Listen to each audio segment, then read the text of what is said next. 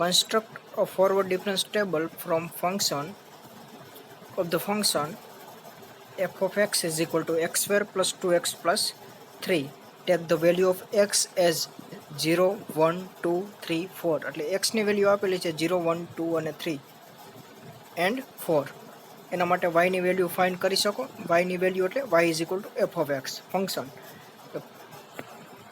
Put the value of x is equal to 0 in this function. X replaced to 0 means 0x square is 0 plus 2 into 0 is 2 plus 3 is plus 3. So value of y is 3. What is f of 1? Value of f of 1 is, put x is equal to 1 in this function, you get y is equal to 6. Similarly, if you put x is equal to 2, then f of 2 is 11, f of 3 is 18, f of 4 is 27. Now important is this, how to find delta. First forward difference is નીચેની value માથી ઉપરની value બાદ કરો, એ આ બંનેની વચ્ચે લખો, એ મળે તમને ફર્સ્ટ ફોરવર્ડ ડિફરન્સ. તો 6 - 3 is 3, 11 - 6 is એની વચ્ચે લખો 5, 18 - 11 is 7, 27 - 18 is 9. So આ તમને મળી ફર્સ્ટ ફોરવર્ડ ડિફરન્સીસ. ફર્સ્ટ વેલ્યુને કહેવાય ડેલ્ટા y0, સેકન્ડ વેલ્યુને કહેવાય ડેલ્ટા y1, થર્ડ વેલ્યુને કહેવાય ડેલ્ટા y2 અને ડેલ્ટા y3. હવે delta y1 minus delta y0 એને શું કહેવાય? Delta square y0. તો અહીંયા બંનેની વચ્ચે શું આવશે? 5 - 3 is 2, એને કહેવાય delta square y0. Here is 7 - 5 is 2, 9 - 7 is 2. So all value are equal. So next difference is 0, because 2 - 2 is 0, 2 - 2 is 0, and 0 - 0 is 0. The other entry are 0. This one is forward difference table of function x square plus 2x plus 3. Of the value of x is 0, 1, 2, 3 and 4. Our second example is delta square cos 2x is equal to -4 sin square hyperbolic. Sorry, h, not hyperbolic.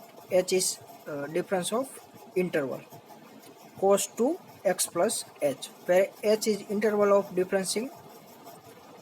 તો આપણે prove કરવાનું છે આ second order differences of cos 2x. But we know that delta f of x, formula of delta f of x is f of x plus h minus f of x. So using that formula, first we calculate delta cos 2x.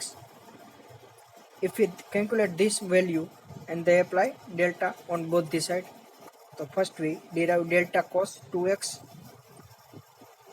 but using formula, here f of x is equal to cos 2x. Here you can remember that definition of delta fx is f of x plus h, means x replaced to x plus h. मतलब x માં changes આવે કેટલાનો? h નો. એટલે x replaced to x plus h means here is f of x is equal to cos 2x. તો f of x plus h શું થાય? cos 2 into x plus h, not 2x plus h. એટલે x માં change કરવાનો છે, x replace to તમારે કરવાનું છે x plus h. કેમ કે f of x plus h શું થાય? cos 2 into x plus h minus f of x as it is, so cos 2x. હવે cos minus cos ની ફોર્મ્યુલાનો યુઝ કરી cos c minus c એટલે -2 ss. તો -2, here c is 2 into x plus h and d is 2x. So c plus d by 2 is 2x plus h and c minus d by 2 is h. So our finally value of first forward difference of cos 2x is equation 1. Now apply both the side delta, you get this one, and further minus 2 cos h is constant value. x વિનાની term છે આ, તો આને કહેવાય constant value. એ ડેલ્ટાની બહાર આવી જાય કેમ કે આપણે એક ફોર્મ્યુલા જોઈ હતી કે ડેલ્ટા સી કોન્સ્ટન્ટ હોય ને એફ ઓફ એક્સ હોય તો સી બહાર આવે અને ડેલ્ટા એફ ઓફ એક્સ પર એપ્લાય થાય. આ પ્રોપર્ટી ઓફ ફોરવર્ડ ડિફરન્સ, તો એનો યુઝ કરી તો સાઇન -2 સાઇન એચ કોન્સ્ટન્ટ હે તો બહાર આવી જાય, તો ડેલ્ટા કેના ઉપર એપ્લાય થાય? Sine 2x plus H. હવે એફ ઓફ એક્સ તરીકે શું છે? સાઇન 2x પ્લસ એચ, આખું સાઇન 2x પ્લસ એચ છે. તો એમાં એના ઉપર ફોર્મ્યુલા એપ્લાય કરી તો એક્સની જગ્યાએ શું મૂકવાનું? સાઇન એફ ઓફ એક્સ બરાબર સાઇન 2x પ્લસ એચ હોય તો f of x plus h શું થાય? સાઇન 2 ઇન્ટુ એક્સની જગ્યાએ એક્સ પ્લસ એચના plus h minus sine 2x plus h as it is. એનું સિમ્પ્લિફાય કરો એટલે મળશે -2 sine h into sine 2x plus 3h, કેમ કે આમાં 2 મલ્ટીપ્લાય થાય અને અહીં 1 h છે એટલે 3h minus 2x plus H. હવે સાઇન માઇનસ સાઇનનું ફોર્મ્યુલા શું થાય? 2cs. સો આના ઉપર ફોર્મ્યુલા એપ્લાય કરી તો મળે -2 cos 2x plus 2h into sign h. તેનું સિમ્પ્લિફાય કરી એટલે અહીંયા સાઇન h, અહીંયા સાઇન h એટલે સાઇન સ્ક્વેર h, અહીંયા 2 અને અહીંયા 2, તો -4 into cos 2x plus 2h as it is. તો આ તમારો ફાઇનલ આન્સર જે આપણે પ્રૂવ કરવાનું હતું, -4 sine square h into cos 2x plus h. અહીંયા ખાલી ફરીથી જોઈ તો આપણે ખાલી શું કર્યું? આ ફોર્મ્યુલાનો યુઝ કર્યું અને સી માઇનસ સીની ફોર્મ્યુલાનો યુઝ કર્યો અને ત્રીજી ફોર્મ્યુલા એસ માઇનસ એસ એટલે 2cs નો યુઝ કર્યો એટલે આપણે આન્સર મળી ગયો. હવે આ ઇમ્પોર્ટન્ટ એક્ઝામ્પલ, આવા પ્રકારના એક્ઝામ્પલ એક્ઝામમાં પૂછાય છે.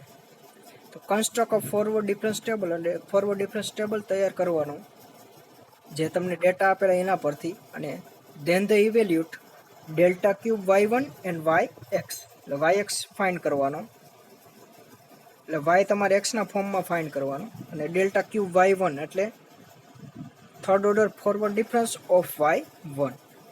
હવે કઈ રીતે કન્સ્ટ્રક્ટેબલ કરાય એ આપણે અગાઉ કર્યું એ જ રીતે એક્સની વેલ્યુ અને વાયની વેલ્યુ આપેલી જ છે રકમમાં, એ લખી એક્સની વેલ્યુ અને વાયની વેલ્યુ. હવે ડેલ્ટા કઈ રીતે ફાઇન્ડ થાય? નીચેની વેલ્યુમાંથી ઉપરની વેલ્યુ બાદ કરો એટલે મળે ડેલ્ટા ફર્સ્ટ ફોરવર્ડ ડિફરન્સ. પહેલી વેલ્યુ હોય એને ડેલ્ટા y0 કહેવાય. એ રીતે નીચેની ક્રમમાં આવતી જાય. એ રીતે ક્રમશઃ નીચેની વેલ્યુમાંથી ઉપરની વેલ્યુ બાદ કરો તો ડેલ્ટા સ્ક્વેર y0, નીચેની વેલ્યુમાંથી ઉપરની વેલ્યુ બાદ કરો એટલે માઇનસ માઇનસ પ્લસ થશે એટલે 6.4 આવશે, એટલે delta cube y0 and finally delta 4y0 is 2.9. હવે from the given table y0 શું મળે? y0 એટલે આ પહેલી વેલ્યુ y0, નીચેની y1, એ રીતે y0 2.4.2 ડેલ્ટા y0 એટલે ઉપરની વેલ્યુ એ અહીં લખી, એટલે જે જરૂર પડી એ આપણે લખતા ગયા. Delta square y0 is this one, delta cube y0 and delta 4y0. હવે આપણે ફાઇન્ડ શું કરવાનું છે? ડેલ્ટા ક્યુબ y1, તો એની ફોર્મ્યુલા શું થાય? ડેલ્ટા ક્યુબ y1 એ જ હોય. તો એની ફોર્મ્યુલા ડેલ્ટા ક્યુબ એટલે થર્ડ ઓર્ડર ડિફરન્સ છે. તો આપણે અગાઉ જોયું હતું પાસ્કલ ટ્રાયેંગલમાં, શું જોયું તે ફરી યાદ કરાવો. 1 1 1 2 1 આ બંનેનો સમ વચ્ચે આવે, 1 + 3 એટલે 1 + 2 = 3, 1 1 આ થયો સેકન્ડ ઓર્ડર ડિફરન્સ, આ થયો થર્ડ ઓર્ડર ડિફરન્સ. એ રીતે આ બંનેનો સમ કરો તો આ થાય ફોર્થ ઓર્ડર ડિફરન્સ. તો થર્ડ ઓર્ડર ડિફરન્સના કોએફિશિયન્ટ શું આવે? 1 3 3 1. તો ડેલ્ટા ક્યુબ y1 પહેલી એન્ટ્રી y4 આવશે, પહેલી એન્ટ્રી y4 આવશે, કેમ કે 3 + 1 ઇઝ 4 થર્ડ ડિગ્રી છે અને y1 ફાઇન્ડ કરવાનું છે, એટલે y4 - 3y3 plus 3y2 - y1. ઉપર પરથી બધી વેલ્યુ પુટ કરી y4 શું થશે ટેબલ પરથી, આ ફર્સ્ટ એન્ટ્રી y0, આ y1, y2, y3 અને છેલ્લી એન્ટ્રી y4. તો y4 એટલે એ એન્ટ્રી પુટ કરી -3y3 એટલે એના ઉપરની વેલ્યુ એમ કરી બધી વેલ્યુ પુટ કરી એટલે મળે 9.3 એનો આન્સર. હવે from the property of forward difference table yx આપણે જોયું હતું, yx ફાઇન્ડ કરવું હોય તો એની ફોર્મ્યુલા આ તમારે યાદ રાખવી પડશે. yx ફાઇન્ડ કરવાનું કહીએ તો y0 plus xc1 y0 plus delta y0 plus xc2 delta square y0 and so on. એટલે એમ ચાલ્યા કરે. ડેલ્ટા y0 ની વેલ્યુ આપને ખબર છે, અહીંયા ઉપર લખી, આ બધી વેલ્યુનો યુઝ કરશું કેને ફાઇન્ડ કરવા માટે, yx ફાઇન્ડ કરવા માટે. એ બધી વેલ્યુ પુટ કરી તો ક્યાં સુધી પુટ કરવાની, તો 4 સુધી, n બરાબર 4 સુધી જ આવશે, કેમ કે ટેબલ ક્યાં સુધી બન્યું, ફોર્થ ઓર્ડર ડિફરન્સ સુધી જ, તો n બરાબર 4 સુધી જ અહીંયા આવે. તો અહીંયા n બરાબર 4 મૂકી તો 4c4 એન્ડ છેલ્લી એન્ટ્રી આવે ડેલ્ટા રેસ ટુ 4y0. આ છેલ્લી એન્ટ્રી આવવી જોઈએ. તો ડેલ્ટા રેસ ટુ 4y0 ની વેલ્યુ 2.9, તો 2.9 સુધી એન્ટ્રી આવે. બાકી XCR ની ફોર્મ્યુલા શું થાય,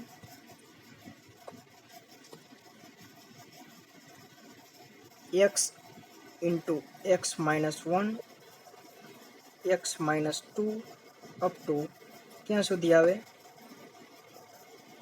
and so on, divide by r factorial. એટલે આરમાં જેટલા ટર્મ હોય xc2 એટલે x into x minus 1 into x minus 2 divide by 2 factorial.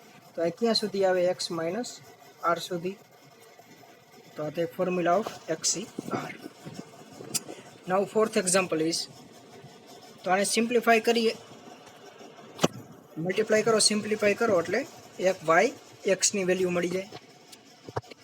Now if h be the interval of differences is unity, means ઇન્ટરવલનો difference unity આપેલી છે, મતલબ h બરાબર 1 આપેલું છે, કેમ કે ઇન્ટરવલની ડિફરન્સ મીન્સ h યુનિટી આપેલી છે, એટલે h is equal to 1.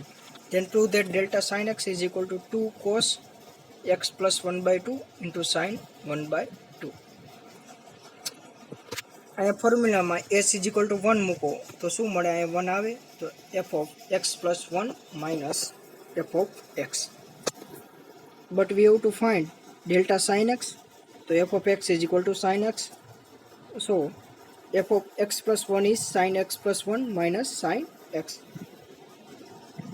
but sin minus sin is 2cs, so 2c into s is x1 x plus 1 plus x divided by 2 into sin x plus 1 minus x divided by 2. Here x cancel, so you get x, here 2x plus 1 divided by 2, 2 to cancel, you get cos x plus 1/2 into sin 1/2. B is delta 2 raised to x divided by x factorial is equal to 2 raised to x into 1 minus x divided by x plus 1 factorial. So આમાં પણ એ જ ફોર્મ્યુલાનો use થશે. Here delta f of x is 2 raised to x divided by x factorial. Also h is equal to 1, so f of x plus 1 શું થાય, 2 raised to x plus 1 divided by x plus 1 factorial minus f of x as it is, so 2 raised to x divided by x factorial is equal to ઉપરથી 2x common કાઢો તો 2x અને 2x+1 ને આ રીતે લખી શકાય 2x into 2 તો અહીં 2 અંદર વધે divide by x+1 factorial as it is અને x factorial as it is. હવે અહીંયા ઉપર નીચે x+1 વડે ગુણ્યા અને ભાંગ્યા તો આ રીતે લખી શકાય, કેમ કે આ કેન્સલ થાય તો આ ટર્મ મળી જાય. તો ઉપર નીચે x1 વડે ગુણ્યા અને ભાંગ્યા. હવે તમે x ફેક્ટોરિયલ ઇન્ટુ x+1 ને આ રીતે લખી શકાય x+1 ફેક્ટોરિયલ, કેમ કે x+1 ફેક્ટોરિયલ એટલે x+1 ઇન્ટુ x ફેક્ટોરિયલ એટલે આ રીતે લખી શકાય. અને તમે આમ લખી શકો x+1 ઇન્ટુ આમાંથી એક ઘટે એ ફેક્ટોરિયલ તો આ બંને ઇક્વલ થઈ ગયા તો આ રીતે લખી શકાય. તો એલસીએમ શું આવશે x+1 ફેક્ટોરિયલ, કેમ કે આ ટર્મ રહી x+1 ફેક્ટોરિયલ જ છે તો એલસીએમ ઇઝ x+1 ફેક્ટોરિયલ. સો ઉપર શું આવશે 2 - x